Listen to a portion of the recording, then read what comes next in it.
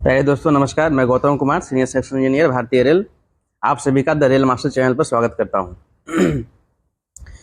RRB ने 2025 के लिए एक कैलेंडर, एनुअल कैलेंडर जारी कर दिया है।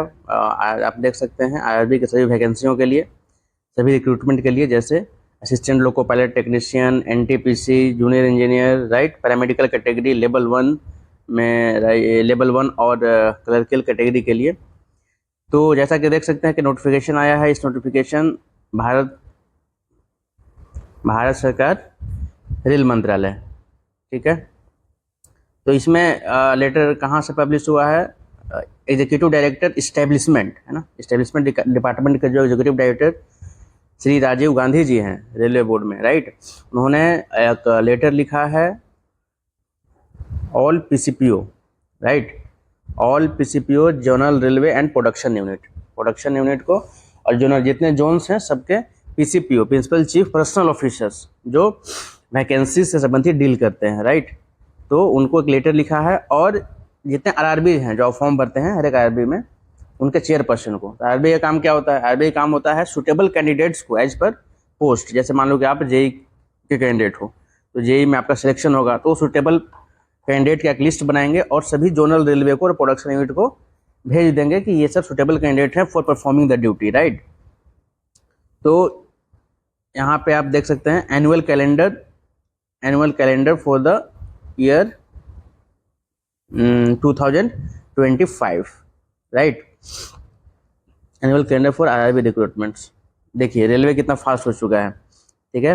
पहले 4-4 साल पर वैकेंसी आ रही थी, लेकिन अभी वैकेंसी 2024 वाली आई हुई है सारी वैकेंसी, तो 2025 की वैकेंसी का कैलेंडर भी जारी हो चुका है, ठीक है। तो रेलवे भी अब फास्ट हो चुका है, आपको भी फास्ट होने की जरूरत है। आप अपनी तैयारी को कंटिन्यू रखें, राइट। इसमें आप देख सकते हैं नेक्स्ट।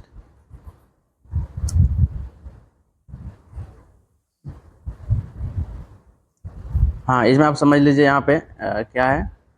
तो दिस इज यहाँ पे डिफाइन किया है period, category, vacancy assessment up to assessment of vacancy is in OIRMS, indenting of vacancies in OIRMS after approval, proposal for draft CEN, right. इसमें क्या है कि इसने पीरियड भी डिफाइन किया हुआ है कि किस पीरियड में कौन सी वैकेंसी की असेसमेंट होगी, ठीक है, असेसमेंट का अप्रूवल कब होगा, और फाइनल उसका नोटिफिकेशन कब जारी होगा, राइट। तो पीरियड इसमें डिफाइन किया है, जैसे असिस्टेंट लोको पायलट के लिए वैकेंसीज असेसमेंट अप टू 2026 तक की जितनी वैकेंसीज खाली होंगी 2026 तक, 30 जून 2026 तक सारी वैकेंसीज का कैलकुलेशन होगा, राइट। उनका असेसमेंट होगा कि इतनी सारी वैकेंसीज हैं, हमको नवंबर 2024 तक असेसमेंट कर लिया जाएगा। नवंबर 2024 तक मतलब अगले 1 महीने में उसको असेसमेंट कर लिया जाएगा कि इतनी वैकेंसीज रेलवे में एलपी पोस्ट के लिए, किसके लिए? एलपी पोस्ट के लिए वैकेंट है, ठीक है। और दिसंबर 2024 मात्र 1 महीने बाद उसका अप्रूवल हो जाएगा, किसमें? आरएमएस होता है रिक्रूटमेंट मैनेजमेंट सिस्टम, राइट। भारतीय रेल का जो रिक्रूटमेंट का एक सिस्टम है, कितनी वैकेंसी को एक्सेस करता है, कितनी वैकेंसी खाली हैं, कितनी वैकेंसी हमें उसका CA नोटिफिकेशन निकालना है। और फाइनली जनवरी 2025, दिसंबर 2024 मतलब 1 महीने के बाद फाइनली जनवरी 2025 में आपका इसका क्या होगा? नोटिफिकेशन एलपी का आ जाएगा।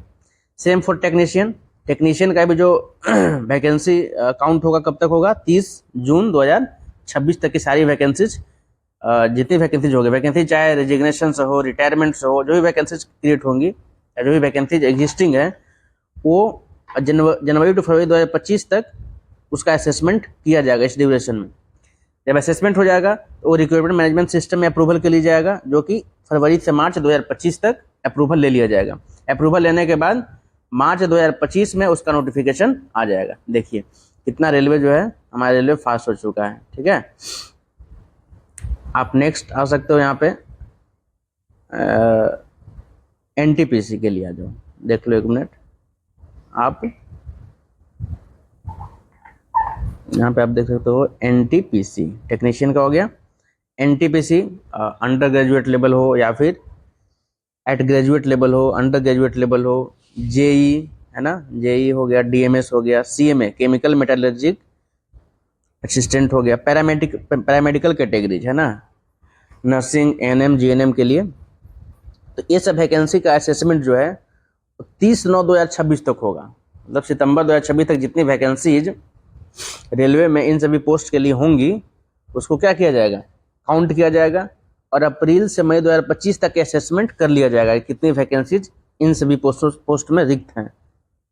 ठीक है, और मई से जून 2025 तक इसका अप्रूवल ले लिया जाएगा, और फाइनली जून 2025 तक क्या होगा, इसका नोटिफिकेशन आ जाएगा। सोचिए रेलवे कितना फास्ट हो चुका है। जेई की वैकेंसी आपका जो है 2025 तक, एनटीपीसी हो, जेई हो, पैरामेडिकल कैटेगरी हो, जून 2025 में इसका नोटिफिकेशन आ जाएगा। ठीक है, तो आपके पास ऐसे भी टाइम नहीं है। अगर 2024 की वैकेंसी में आप अच्छा अगर नहीं भी कर पाते हैं जो बच्चे, उनके लिए 2025 की वैकेंसी बहुत ही सुनहरा मौका है। जून 2025 में उसका नोटिफिकेशन आएगा, 3-4 महीने बाद एग्जाम होगा, उनकी ज्वाइनिंग 26 से लेकर के 26 लास्ट होते होते 2026 लास्ट होते होते उनकी ज्वाइनिंग हो जाएगी। तो सोचिए कितना सुनहरा मौका है, इस मौका को नहीं जाने देना है। ठीक है, चलिए अब नेक्स्ट आप एक और है जिसमें आप देख सकते हैं यहाँ पे लेवल 1 में, और लेवल 1 मतलब जो ग्रुप डी की वैकेंसीज होती हैं। ठीक है, और मिनिस्ट्रियल एंड एसोसिएटेड कैटेगरी जो क्लर्कियल वैकेंसी होती है, जूनियर क्लर्क की वैकेंसी जो होती है। ठीक है, लेवल 1 मतलब ग्रुप डी, लेवल 1 मतलब ग्रुप डी, राइट। और ये क्या हो गया, क्लर्कियल वैकेंसी। ठीक है, clerical isolated category, ministerial category जो बोलता है उसका मतलब होगा क्लर्कियल वैकेंसी। ठीक है, तो इसका क्या है, तो इसका आपका असेसमेंट 31 दिसंबर 2026 तक जितनी वैकेंसीज होंगी उसके अनुसार असेसमेंट होगा। जुलाई 2025 तक असेसमेंट कर लिया जाएगा, how much vacancies are there in group D और क्लर्कियल पोस्ट। अगस्त 2025 तक आपका ये अप्रूवल होकर आ जाएगा, और नेक्स्ट मतलब देख रहे हो एक महीने के बाद जुलाई में आपका क्या हुआ, जुलाई तक असेसमेंट हो गया, जस्ट 1 महीने के बाद देख रहे हो अप्रूवल भी हो गया, और अगस्त सितंबर जस्ट 1 महीने बाद, उस 1 महीने बाद तत्काल क्या हो गया, फाइनल नोटिफिकेशन रिलीज हो जाएगा। तो सोचिए कितना सुनहरा मौका है। ठीक है, इतना अपडेट तो रेलवे था ही नहीं इधर 8-10 सालों से, राइट। अभी इतना अपडेट है तो आपको इसका फायदा उठाना है और अपनी मुश्किलों से जूझकर नैया पार करना है। ठीक है, चलिए इसमें सेकंड पैराग्राफ में आप देख सकते हैं इन्होंने क्या लिखा है,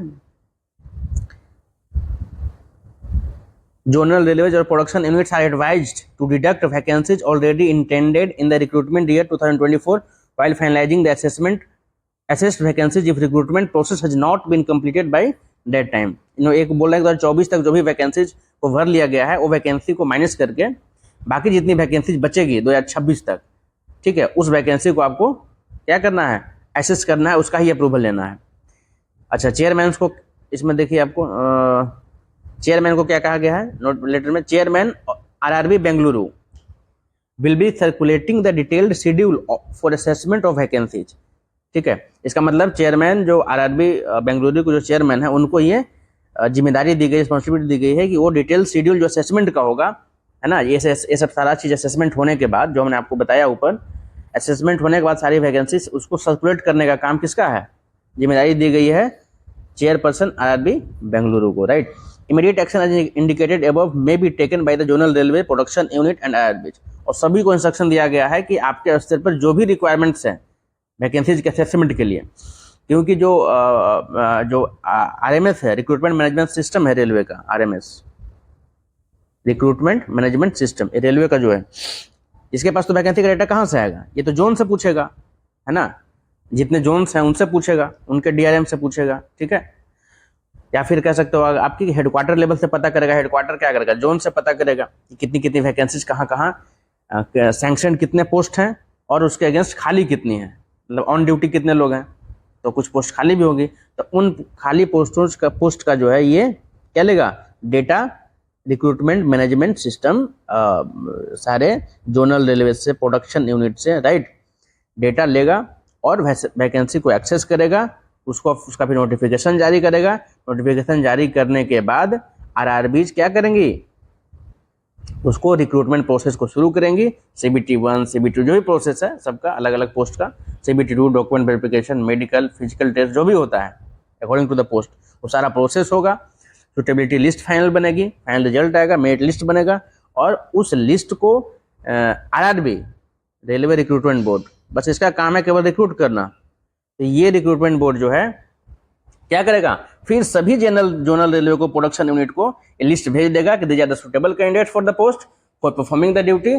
सो प्लीज आप लिस्ट लीजिए और इनको वहां ज्वाइनिंग दीजिए। ठीक है दोस्तों, थैंक यू। आप ऐसे तैयारी करते रहें और सारा videos general science, reasoning, math, general awareness, ठीक है, और टेक्निकल पेपर जहां है CBT 2 की बात अगर करें आरबी जेई के लिए, तो हमारे चैनल पर लगातार आ रहे हैं, आप इस पर विजिट करें। थैंक यू, धन्यवाद।